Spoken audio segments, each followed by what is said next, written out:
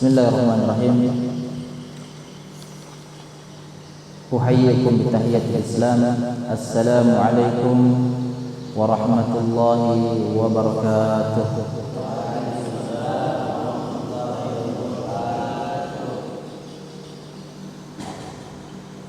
Alhamdulillahi rabbil alamin. Wa bihi nasta'in ala umuri dunya waddin. Wassallallahu wasallim ala rasulillahil karim wa ala alihi wa sahbihi ajma'in. Mari kita bersyukur kepada Allah Subhanahu wa taala di mana kita bisa bersama di tempat ini dalam rangka ketaatan kepada Allah Subhanahu wa taala, yang dimana kita merealisasikan nikmat yang Allah berikan kepada kita. Karena bentuk dari syukur terhadap nikmat Allah adalah dengan terus melakukan ketaatan. Ya, apatah lagi Allah memberikan nikmat yang begitu besar, yang dimana nikmat besar ini kebanyakan manusia lalai, terluput, yaitu nikmat kesehatan dan nikmat kesempatan. Sebagaimana Rasulullah mengatakan, ni'matan maghdunun fihi ma katsirun minan nas, as-sihhatu wal faragh. Dua nikmat yang kebanyakan manusia lalai terhadapnya adalah nikmat kesehatan dan nikmat waktu luang. Ini modal besar bagi kita. Modal kesehatan dan kesempatan, sehingga dengan modal ini kita harus meraih keuntungan yang besar. Kalaulah pedagang membutuhkan modal untuk usahanya, pasti ia inginkan keuntungan dari modal tersebut. Ya, kita punya modal besar, kesehatan dan kesempatan, seharusnya lebih layak untuk kita mengambil keuntungan yang banyak. Kemudian kita bersolawat dan mengirimkan salam kepada baginda Rasulullah Nabi besar Muhammad sallallahu alaihi wasallam, yang menjadi teladan kita semua, panutan kita semua, yang akan menjadi sebuah kunci keselamatan pada kehidupan dunia, terlebih nanti di kehidupan mendatang setelah kematian. Para ikhwan sekalian dan ibu-ibu sekalian yang dirahmati oleh Allah Subhanahu wa taala, malam ini insyaallah perdana kita mengadakan ta'lim di Masjid Al-Ikhlas, ya, samping Pasar Sentral, Boy Pinang. Kita akan membahas atau membedah buku Minhajul Qasidin, Imam Ibnu Qudamah Al-Maqdisi. Ya. Ini insyaallah akan kita bahas, ya, dengan tebal seperti ini, dengan halaman sampai 750 halaman, ya, lampirannya 750 halaman. Jadi insyaallah kita berharap kepada Allah kita bisa istiqomah menyelesaikan buku ini, ya, Minhajul Qasidin. Jadi buku ini para ikhwah sekalian, ya, cara penyusunannya ada 4 bagian, ya. Imam Ibnu Qudamah menyusun ada 4 bagian metode penyusunan bukunya. Bagian pertama, beliau menulis bukunya, bagian pertama adalah ibadah. Ya, ibadah di sini kita akan membahas tentang keutamaan ilmu, hal-hal yang terkait dengan ilmu, ya, ilmu yang terpuji dan ada ilmu yang tercela, pembagian dan hukum-hukumnya. dan ada nanti pembahasan tentang toharoh, rahasia toharoh, solat dan rahasia solat dan hal-hal yang terkait. Ini tentang masalah ibadah. Ada nanti zakat, rahasia zakat dan hal-hal yang terkait dengan zakat. Kemudian ada puasa, rahasia puasa, hal-hal yang perlu diperhatikan dalam puasa atau terkait dengan puasa. Ada nanti juga akan kita bahas haji, rahasia haji, keutamaan haji dan lain-lain. Kemudian ada adab membaca Al-Quran, ya, keutamaannya dan adab-adab atau amalan-amalan batin ketika membaca Al-Quran.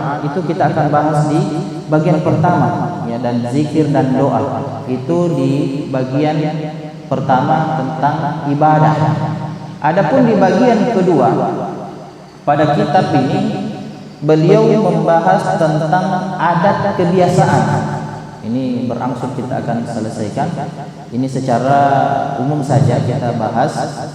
Di bagian kedua buku ini membahas adat kebiasaan. Di situ nanti kita akan bahas adab-adab makan, ya, makan bersama, kemudian menjamu tamu dan lain-lain, ya. Kemudian pernikahan, adab-adabnya dan hal-hal terkait dengannya, ya, adab pergaulan atau kewajiban suami istri, itu insya Allah dibahas di bagian kedua ini. Kemudian adab bekerja, mencari penghidupan, keutamaannya atau sahnya muamalah dan hal-hal yang terkait. Kemudian adab berteman, bersaudara dan bergaul dengan sesama, insya Allah di sini dibahas. Ya, adab-adab persahabatan, adab-adab safar. Ya, di bagian kedua yang kita akan bahas, ya. Kemudian di bagian kedua tadi ada tentang adab-adab mendengar dan adab-adab cinta. Ya, ini nanti seru. Kemudian ada adab-adab kehidupan dan akhlak kenabian, ya. Mukjizat Nabi sallallahu alaihi wasallam. Itu sudah 265 halaman. Kemudian di bagian ketiga pada kitab ini beliau membahas adalah hal-hal yang membinasakan. Ya, penjelasan berbagai keajaiban, ya, berkuasanya setan atas hati melalui berbagai bisikan, dimanfaatkannya bisikan hati dan seterusnya, pendidikan jiwa, ya, perbaikan akhlak dan pengobatan berbagai penyakit hati. Kemudian mengekang dua jenis syahwat. Ini bagian ketiga, syahwat perut dan syahwat kemaluan. Kemudian bencana-bencana lisan, ya, faktor pendorong gibah dan terapi gibah, ya, kemudian tercelanya amarah, dendam dan hasad, tercelanya kehidupan dunia, tercelanya sifat bakhil, ambisius dan tamak, ya, harta yang tercela dan terpujinya qanaah dan kedermawanan, itu di bagian ketiga akan dibahas, ya. Tercelanya kedudukan dan riya, terapinya keutamaan khumul dan sebagainya, tercelanya kesombongan dan ujub, ya, tertipu jenis dan tingkatannya, ya, ketertipuan jenis dan tingkatannya. Kemudian bagian keempat di kitab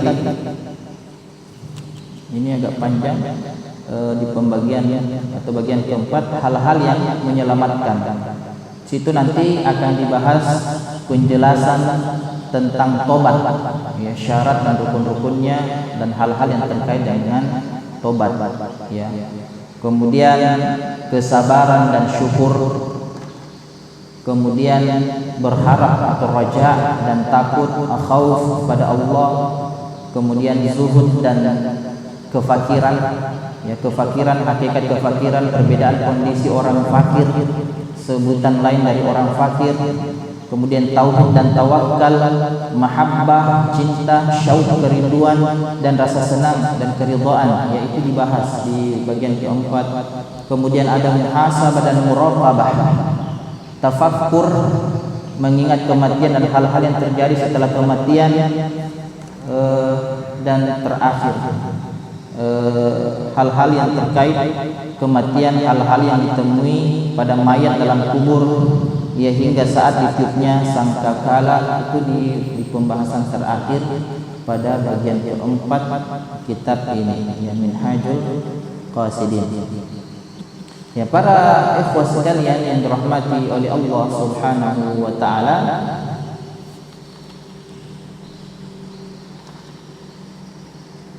nah kita di pembahasan pertama, kita langsung masuk di pembahasan pertama, bagian pertama, yaitu tentang ibadah, keutamaan ilmu dan hal-hal yang terkait. Di sini penulis memulai dengan firman Allah Subhanahu wa taala dalam Quran surah Az-Zumar ayat 9. Allah Subhanahu wa taala mengatakan, "Qul hal yastawi alladziina ya'lamuuna wal ladziina la ya'lamuun." Katakanlah, apakah sama antara orang yang mengetahui, berilmu, dan orang-orang yang tidak berilmu? Ya. Tentu tidak sama kedudukannya orang yang berilmu dan tidak berilmu, karena kita semua ini dilahirkan dalam keadaan tidak memiliki ilmu. Jadi harus dengan belajar. Ya, dengan belajar kita akan mengetahui tentang ilmu tersebut, ya, terutama pada ilmu agama. Ya, tidak mungkin seseorang itu hanya sekedar diam, ya kemudian berilmu seketika.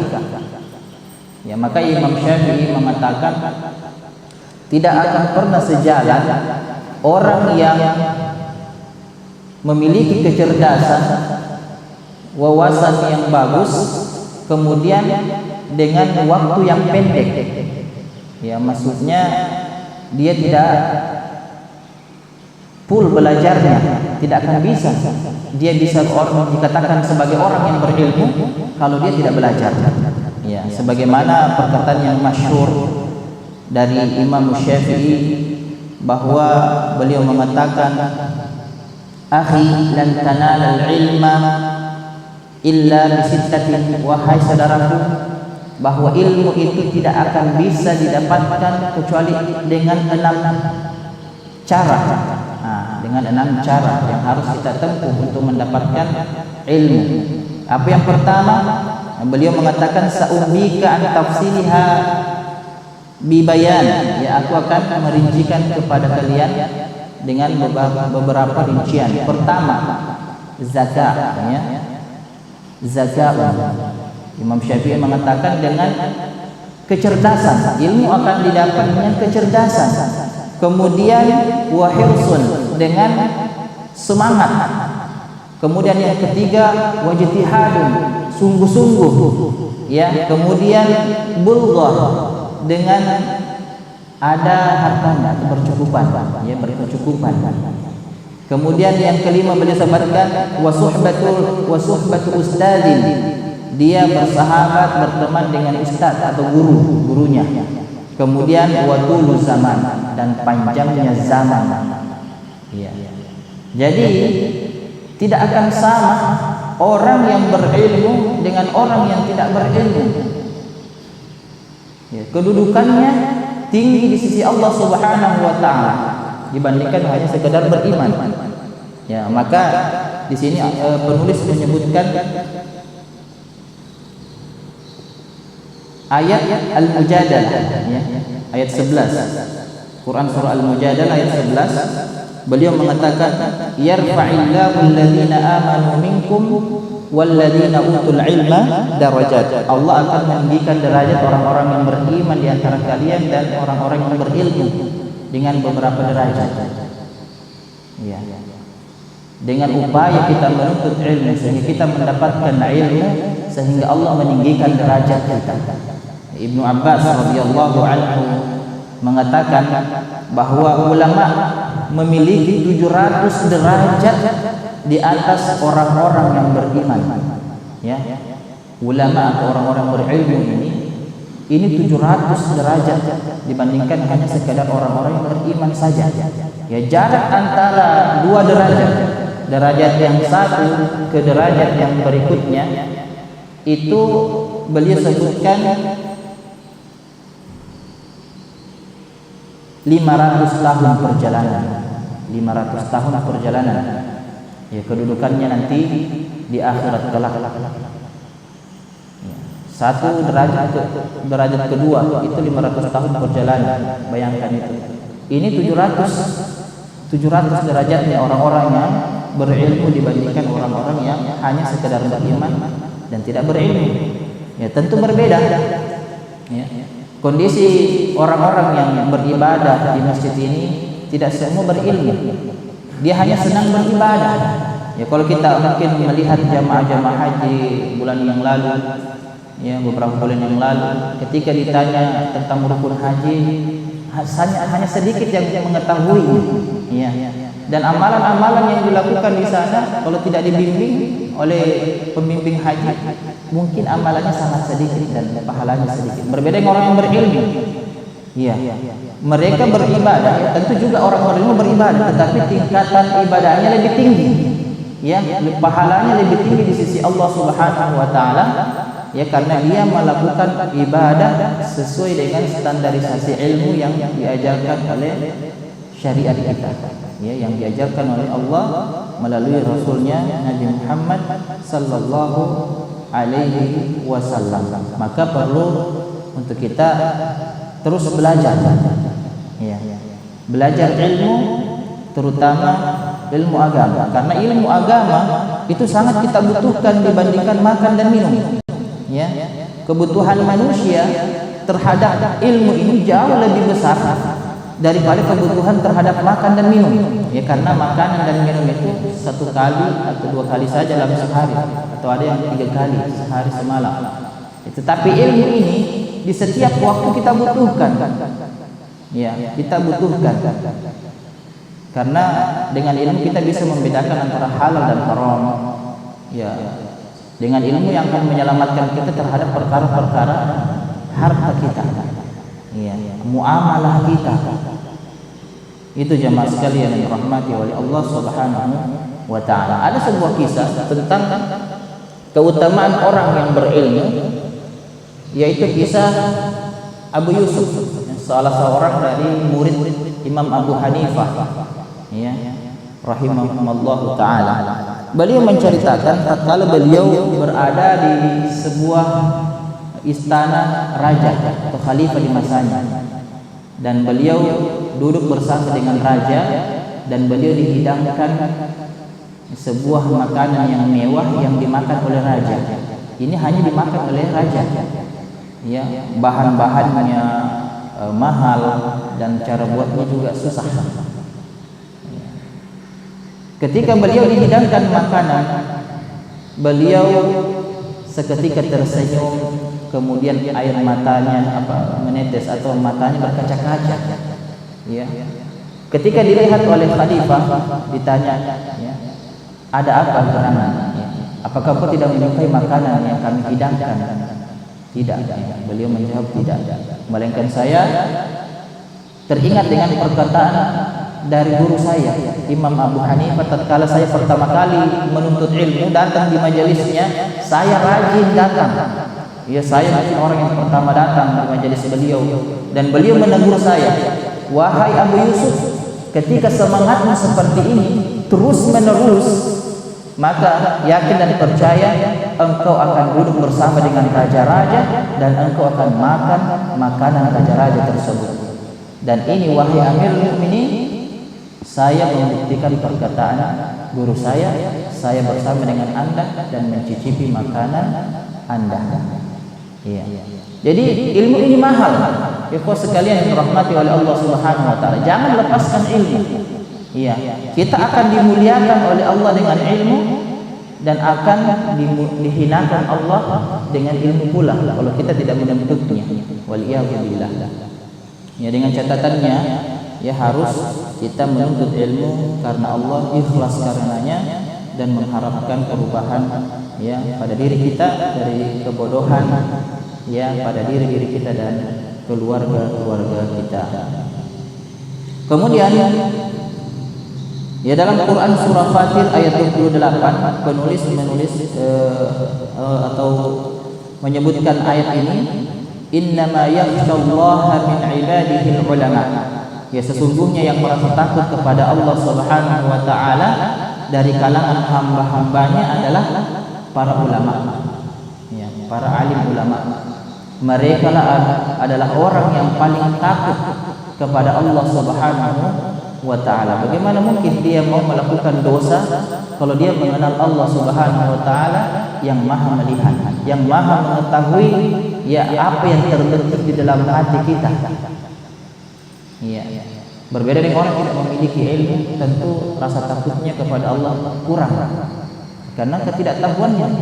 Ya, mengapa maksiat-maksiat yang kita lakukan itu terasa aman menurut diri kita? Karena kita belum mengenal Allah. Ya, dan yang mengenal Allah, yang paling mengenal Allah adalah para ulama, orang-orang yang berilmu. Ya. Kemudian disebutkan dalam As-Sahihain, Sahih Al-Bukhari dan Sahih Muslim dari Muawiyah bin Abi Sufyan radhiyallahu anhu, dia berkata, ya, aku mendengar Rasulullah sallallahu alaihi wasallam bersabda, man yuridillahu bihi khaira yufaqihu fid din. Barang siapa yang Allah inginkan kebaikan pada dirinya, ya Allah akan memberikan pemahaman yang baik terhadap agamanya. Ya. Allah fakihkan dia terhadap agamanya. Nah, ini ciri besar, tanda besar bagi kita semua ketika kita ingin menjadi orang yang paling dicintai oleh Allah, maka belajarlah ilmu, pahamilah agamanya. Iya, insya Allah.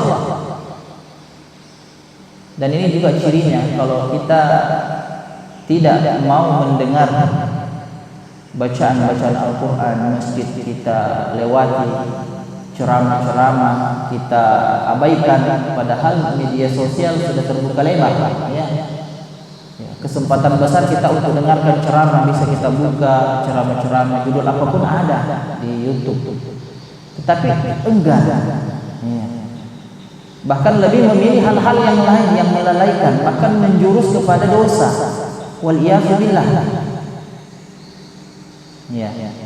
Jadi jangan sampai kita dilalaikan dengan perkara-perkara yang sia-sia, apalagi pada dosa. Khawatirnya Allah ya tidak mengharapkan kebaikan pada diri kita. Kemudian dari Abu Umamah, dia berkata, ada dua orang yang pernah diceritakan kepada Rasulullah sallallahu alaihi wasallam. Orang pertama adalah abid, ahlul ibadah. Sedangkan orang kedua adalah alim, ahli ilmu. Ya, Rasulullah sallallahu alaihi wasallam bersabda, fadlul alim 'alal 'abid ka fadli 'ala adnakum. Keutamaan orang yang alim itu dibandingkan dengan seorang abid yang hanya suka ibadah terus tapi tidak tahu banyak tentang keutamaan ibadah yang dia lakukan. Dia abid. Kalau ditanya sholat, dia bilang saya senang sholat, saya senang puasa, saya senang sedekah, tetapi tidak terlalu mendalam pemahamannya tentang sholat tersebut. Ya.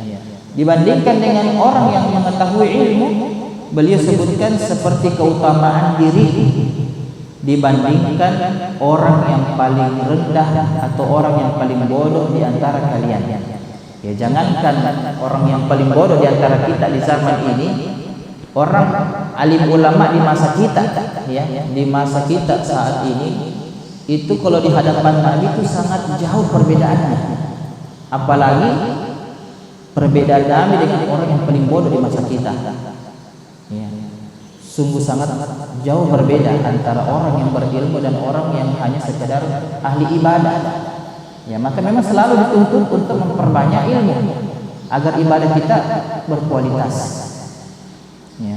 Kemudian beliau bersabda, innallaha wa malaikatahu wa ahlas samawati wal ard hatta an-namlata fi juhriha wa hatta al-huta la yusalluna ala muallimin nasil khair.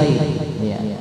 Sesungguhnya Allah dan para malaikatnya, penduduk langit dan penduduk bumi, sampai-sampai semut yang berada di sarangnya serta ikan-ikan, ya, benar-benar bersolawat mendoakan untuk orang-orang yang mengajarkan kebaikan kepada manusia. Iya. Dan hadis ini hasan sahih. Ini hadis ini menjadi motivasi bagi kita sebenarnya untuk bisa menjadi orang yang mengajarkan kebaikan kepada orang lain, bahwa mereka yang sedikit ilmu yang dia tahu dari Nabi Sallallahu Alaihi Wasallam, ya, hadisnya sahih, dia kabarkan kepada manusia yang tidak mengetahui ilmu tersebut, ya, dia ajarkan ilmu. Sudah cukup bagi kita mendapatkan doanya para makhluk-makhluk, ya, malaikat, mulai malaikat jin-jin yang beriman, ya, makhluk sampai yang terkecil semut di lubangnya, ya, ikan-ikan di lautan, itu memohonkan ampun kepada kita. Ini motivasi besar agar kita selalu berilmu dan mengajarkan ilmu kepada orang-orang yang tidak mengetahui. Dalam hadis lain, Rasulullah sallallahu alaihi wasallam bersabda, "Fadlul 'alimi 'alal 'abidi ka fadlil qamari lailatal badri 'ala sa'iril kawakib." Keutamaan alim, ya, orang yang berilmu atas abid, orang yang ahli ibadah, seperti keutamaan bulan purnama atas seluruh bintang-bintang. Ya.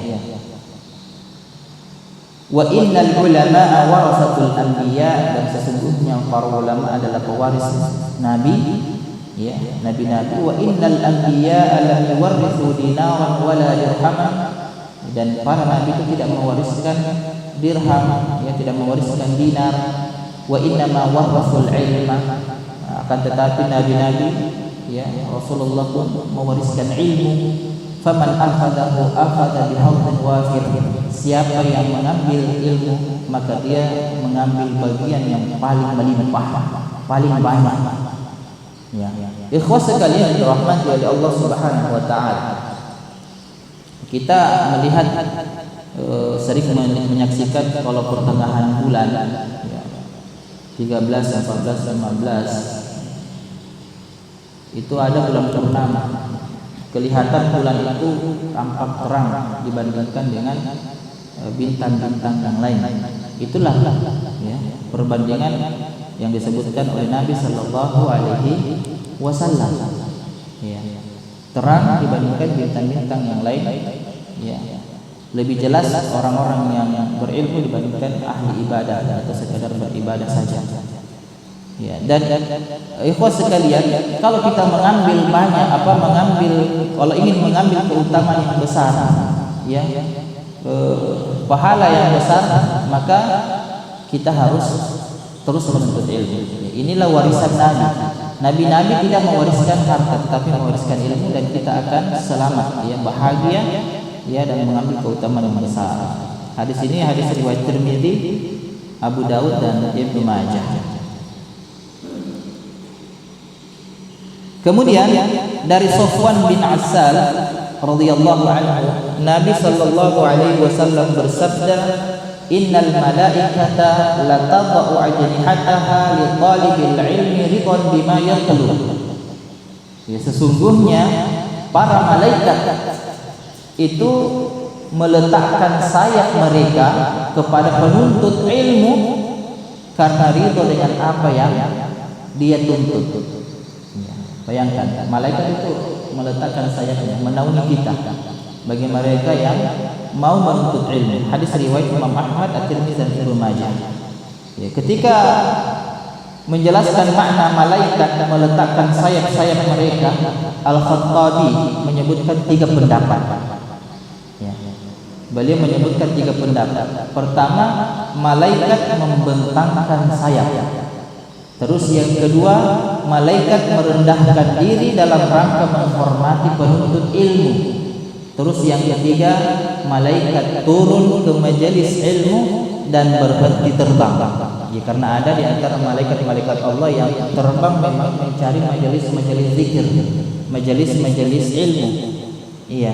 Kemudian dia singgah dan memanggil teman-temannya singgah juga, kemudian memenuhi majelis bersusun-susun sampai ke langit.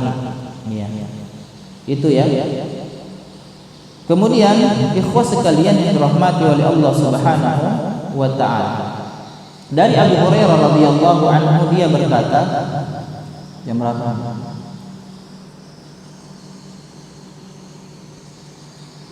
Rasulullah sallallahu alaihi wasallam bersabda, "Man salaka tariqan yaltamisu fihi 'ilman, sahalallahu lahu bihi tariqan ilal jannah."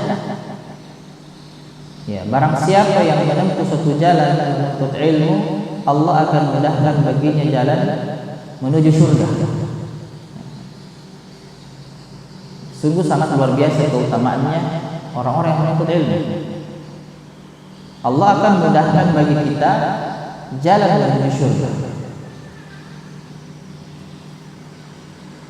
Para ikhwah yang dirahmati oleh Allah Subhanahu wa taala. Jadi kalau misalnya waktu kita sudah tidak bisa untuk menuntut ilmu, jangan berputus asa. Banyak hal yang bisa kita lakukan, ya, dengan metode yang bisa kita lakukan sebagai orang yang menuntut ilmu. Ya, mungkin kita tidak seperti lagi anak muda yang seusia seperti ini, ya, yang bisa melanjutkan studinya di Arab atau di mana, ya, duduk bermajelis bersama para alim ulama mengajarkan ilmu nanti, ya, dimanapun dia berada. Kita tidak seperti mereka, waktu kita sudah tersita dengan kesibukan rumah tangga, ya, anak, istri. Tetapi banyak hal kita bisa menuntut ilmu dengan membaca buku. Ya, kalau orang yang sudah ketagihan dengan ilmu, demi Allah, dia tidak akan pernah berhenti untuk membaca lembar demi lembar. Dia selalu penasaran. Kalau orang ketagihan dengan ilmu, kalau dia mendengar, ya, ceramah-ceramah di YouTube, di media sosial, dia tidak mau berhenti, pasti penasaran ingin mendengarkan lanjutan daripada ceramahnya. Ya, itu orang yang ketagihan ilmu. Dan dia bukan hanya menikmati potongan-potongan daripada ceramah, tapi dia mau mendengar dari awal sampai titik komanya paling akhir, sampai titik. Itu orang yang ketagihan ilmu. Seharusnya seperti itu. Kalau kita memahami bahwa menuntut ilmu itu jalan mudah bagi kita menuju surga. Tetapi bisa juga dengan kita membiayai anak-anak yang masih sekolah yang menuntut ilmu. Dengan itu Allah Subhanahu wa taala akan memberikan kita kemudahan rezeki, karena memberikan kemudahan kepada orang yang berusaha menuju surga Allah Subhanahu wa taala. Ya. Anak yatim misalnya, kita cari anak yatim yang mau menuntut ilmu agama. Banyak di antara mereka mau menuntut ilmu agama, mau masuk pesantren, tetapi tidak ada dananya, yatim. Ya. Kita cari yang fakir atau miskin, yang mau menuntut ilmu pesantren, tidak dananya. Ya. Insya Allah ini adalah jalan menuju surga. Meskipun kita tidak seperti mereka belajar menghafal, tetapi apa yang mereka kerjakan di sana semuanya kita dapatkan di sisi Allah Subhanahu wa taala. Ya, sebagaimana yang kita sudah dengar bersama, siapa yang memberikan, ya, petunjuk atau memberikan kebaikan kepada satu orang dan melakukannya, maka dia mendapatkan kebaikan orang tersebut, ya, persis orang tersebut lakukan tanpa mengurangi pahala orang tersebut. Ya, luar biasa itu sekalian yang dirahmati oleh Allah Subhanahu wa taala. Diriwayatkan juga dari Rasulullah sallallahu alaihi wasallam, penulis melanjutkan, beliau bersabda, "Man ja'ahul maut." Ya, man ja'ahul maut wa huwa yaqlubul ilm liyuhyiya bihil Islam kana bainahu wa bainal anbiya'i fil jannati darajatun wahidatan. Ya. Siapa atau barang siapa yang didatangi oleh kematian dalam keadaan sedang menuntut ilmu, ya, demi menghidupkan agama Islam, antara dia dan para nabi itu di surga kelak hanya ada jarak 1 derajat saja. Ya. Artinya orang yang menuntut ilmu itu sudah memang dijamin surga, insyaallah. Ya, apalagi dia mati. Yang penting intinya di sini bagaimana dia ikhlaskan niat dia menuntut ilmu. Ya, dia mati dalam niatnya ingin menegakkan kalimat la ilaha illallah di permukaan bumi ini, sebagaimana para nabi dan rasul diutus di permukaan bumi untuk menegakkan kalimat la ilaha illallah, ikhlas untuk menegakkan Islam. Dia mati belum sempat terrealisasi niatnya itu. Allah meletakkan dirinya, ya, jasadnya, ruhnya di surga Allah Subhanahu wa ta'ala bersama dengan para nabi-nabi dengan 1 derajat saja, ya, tingkatannya luar biasa sekali.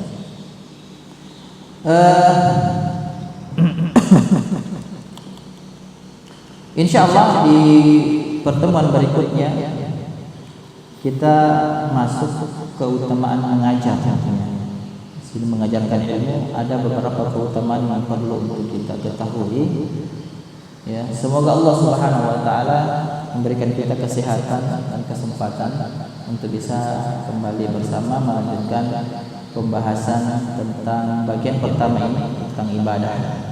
Ya, mungkin hanya ini yang sempat kita bahas malam hari ini. Jikalau ada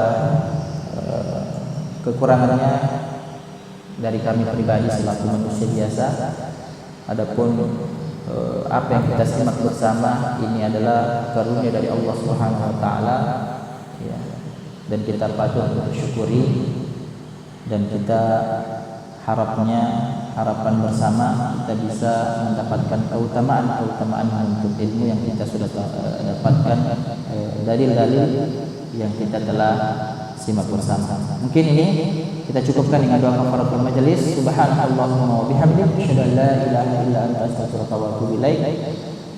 Wassalamualaikum warahmatullahi wabarakatuh.